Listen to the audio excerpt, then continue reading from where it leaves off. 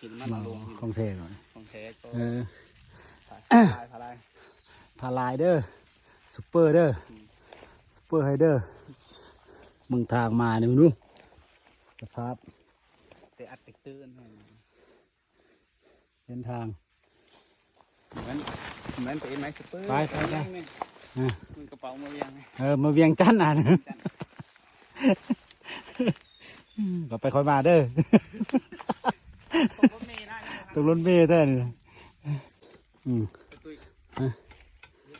มีโกยาตีน้ำมอตายโอล่าพอมันบ่พอบวกมันบ่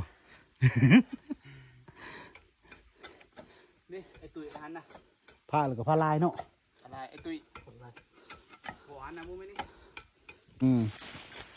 เด้อหาเงินนะทำง่ายได้ในเรื่องเพชรนี่ทีมงานสู้เลยเหรอสู้ชีวิตสู้ทำเฮาเลยนะเก็บ5 เก็บ 10ก็เอาเด้เคยมากับมาได้มักแท้ๆนี่เวทจำนี้กูมีรถขี้แต่มันสุกเป็นยังบอก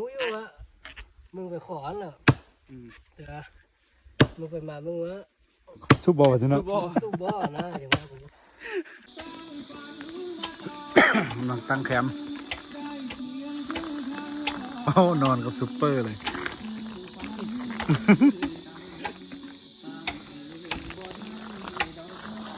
เกียรติอินเต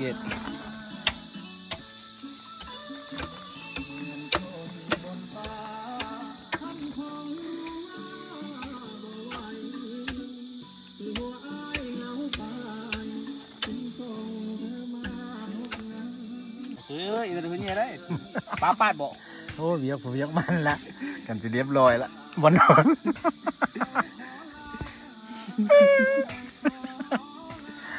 แม่ใจเย็นทุนเที่ยง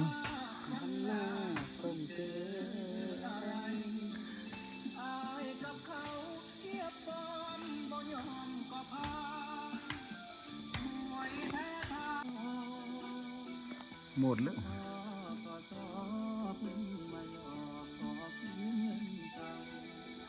ยังบุเล่3 ชั่วโมงผ่านไปตายเร็วป่าอะไรแล้วเป็นทหารอะไรทหารบ่ได้บ่ทันเขาทหารนี่มันขึ้นนี่โอ้นี่กับทีมกูเป๊ะมันจะไปสอดชายเป๊ะยันเท่าเลยเอาไปตะนาร้อยบนนนอาหารหลักต้มมีเนี่ยบึงไฟหลังไฟก็มีแต่ไม้ซุปเปอร์เลยมาหลังไฟของดีเลยยำจัมโบ้รุ่นนั้นเอาลงมันหลับน้ำหลับปลาเลย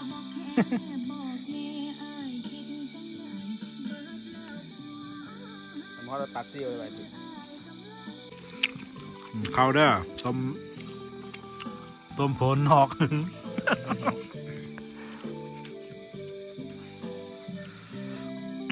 อาหารดีเด้อฟังเพลงอีกบ้าความสุขขนาด